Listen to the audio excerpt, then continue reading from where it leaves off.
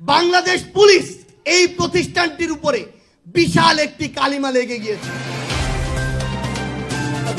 আপনি নির্বাচন প্রচারণা করবেন, তাহলে পোস্ট ছাড়িয়ে দিয়ে পড়ে যান। আপনি বিভিন্ন টেন্ডার বাণিজ্যে জড়ায় যাচ্ছেন। ওই পুলিশের কি করছেন আপনি? ওই গরিপুর যে পুলিশ যে মারলো আমার ভাইয়ের, ওই পুলিশের কি করছেন? সরাসরি ওপেন ফায়ার করছেন। পরে কি ধরা হয়েছে? ধরা হয়েছে, অ্যারেস্ট করছেন? অ্যারেস্ট করছেন আপনি? কেন অ্যারেস্ট করেন নাই?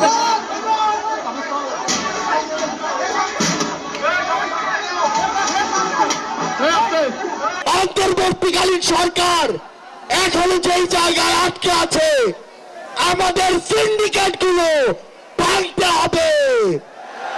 এখনো কেন আমরা শুনবো এক হাত থেকে আরেক হাতে সিন্ডিকেট গিয়েছে? আপনারা আপনাদের জায়গা থেকে কি অ্যাকশন নিচ্ছে? আসসালামু আলাইকুম দর্শক, দেশ ও দেশের বাইরে থেকে যারা এই মুহূর্তে ভিডিওটি ওপেন করেছেন সবাইকে অসংখ্য অসংখ্য ধন্যবাদ। দর্শক, প্রথমেই আপনারা শিরোনাম দেখেছেন, এখন দেখবেন বিস্তারিতর প্রথম অংশেই আপনারা দেখেছেন সার্জিস আলম হুমকি দিচ্ছে পুলিশকে থানায় ঢুকে যে কোনোভাবে হেনস্থার শিকার করছেন। তবে এই পুলিশের সাথে দ্বন্দ্বে জড়িয়েছেন আবারও নতুন করে সার্জিস আলম। দ্বন্দ্বে জড়ানোয় পুলিশ তাকে যে কোনো সুযোগে যে কোনো মুহূর্তে হয়তোবা আবারও পুলিশ তাকে ধরে তুলে নিতে পারে, কেননা বর্তমানে সার্জিস আলম অতিরিক্ত পরিচালনা করছেন তার নিজস্ব ব্রেনকে এবং টর্চার করছে বিভিন্ন জায়গাতে, এমন কিছু মন্তব্য উঠে এসেছে ভিডিওর মাধ্যমে। আরও বলেন, বাংলাদেশে সার্জিস আলম এখন নিজেই দেশ পরিচালনা করছে, তার জন্যই এত কিছু। চলুন আমরা তার কিছু ইতিহাস দেখে আসি।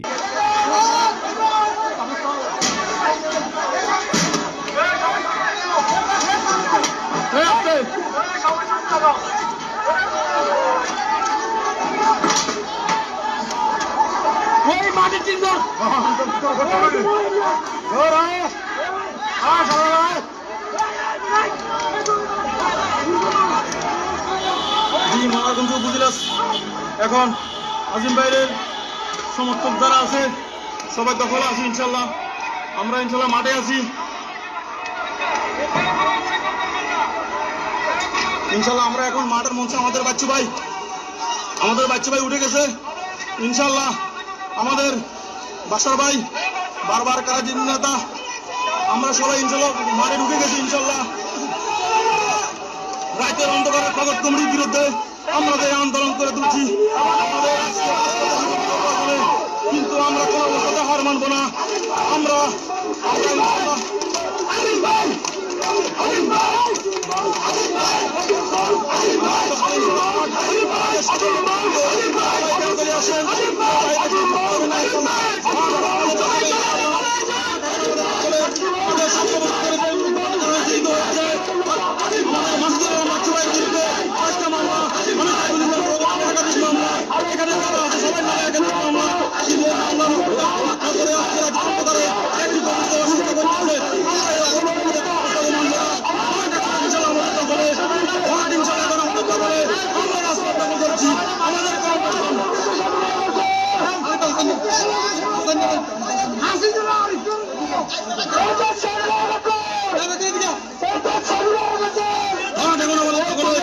আমাদের সকলের কিন্তু কোথায় না দেয়, সবাই মারে আসার জন্য বিষয়টা অনুরোধ করা হচ্ছে।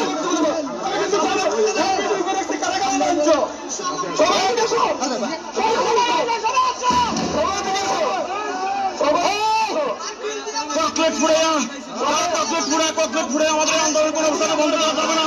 ককলেট ফুড়ানো বন্ধ করেন, লাঠিচার্জ বন্ধ করেন।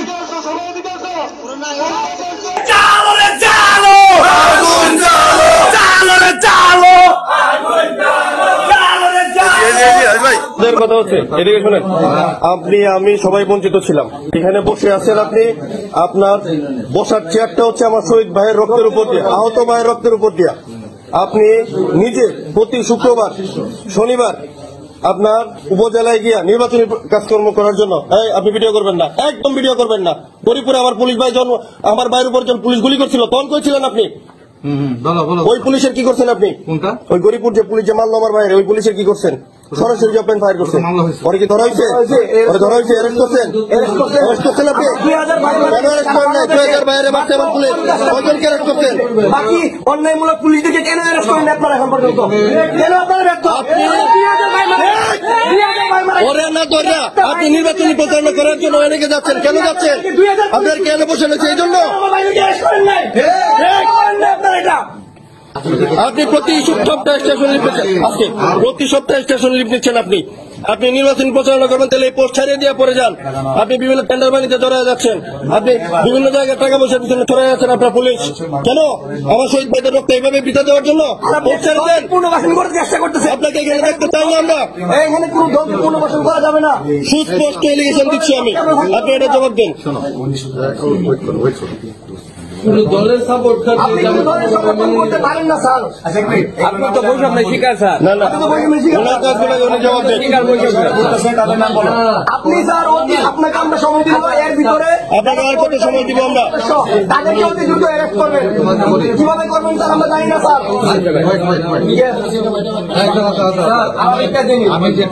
আমি যেটা মনে করি এটা হলো যে সাগর হত্যা যেটা হয়েছে, সাগর হত্যার ইনকোয়েস্ট রিপোর্ট, পোস্টমর্টম রিপোর্ট কোনো কিছু নেই। না না, সবগুলোর উপর নিয়ে যাবো। আপনার তো দেখেন, আপনি কেন প্রতি সপ্তাহে নির্বাচনের কথা বলেন? আপনি কেন প্রতি সপ্তাহে স্টেশন লিখলেন? আপনি কেন প্রতি সপ্তাহে স্টেশন লিখলেন?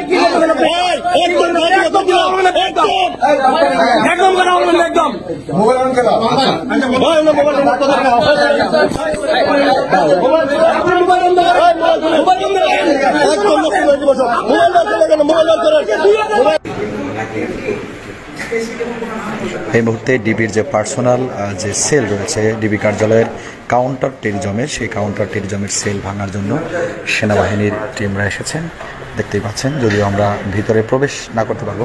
আমার একটু দূর থেকে ছবি নাও, আমার দূর থেকে একটু ছবি নাও। না না, আমরা দূর থেকে ছবি নিচ্ছি, আমরা আপনাদেরকে সাপোর্ট দিচ্ছি।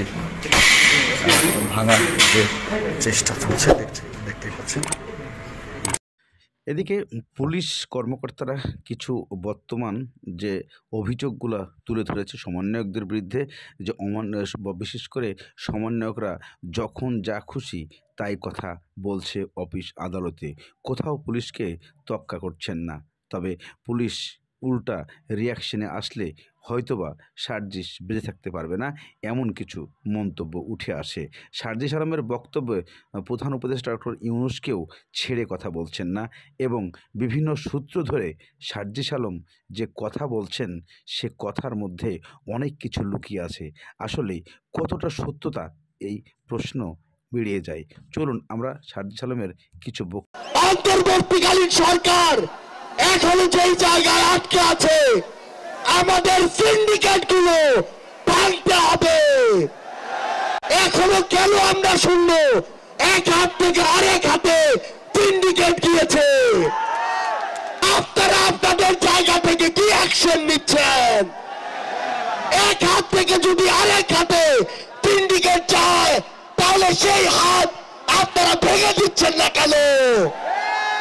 আমরা অন্তর্বর্তীকালীন সরকারকে আরেকটি স্পষ্ট আহ্বান জানাতে চাই, সেটি হচ্ছে আমাদের এই বাংলাদেশ সকল দেশের সাথে বন্ধুত্বপূর্ণ পররাষ্ট্র নীতিতে যাবে, কিন্তু সেই বন্ধুত্বপূর্ণ পররাষ্ট্র নীতির সুযোগে কেউ যদি মাথায় উঠে বসে, আমরা তাকে মাথা থেকে মাটিতে ফেলে দিতে বিন্দু মাত্র দ্বিধা করব না।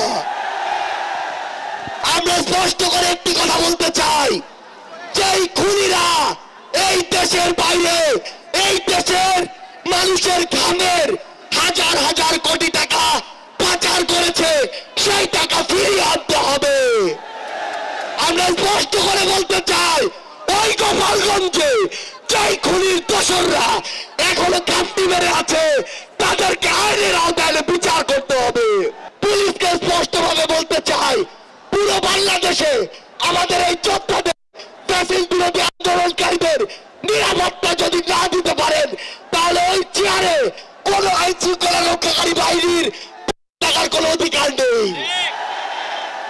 আমরা স্পষ্ট করে শুধু একটি কথাই বলতে চাই, আমরা এই অন্তর্বর্তীকালীন সরকারের কাছে আমরা এই গণহত্যার বিচার চাই। আমরা সিন্ডিকেট থেকে আমাদের মানুষের মুক্তি চাই।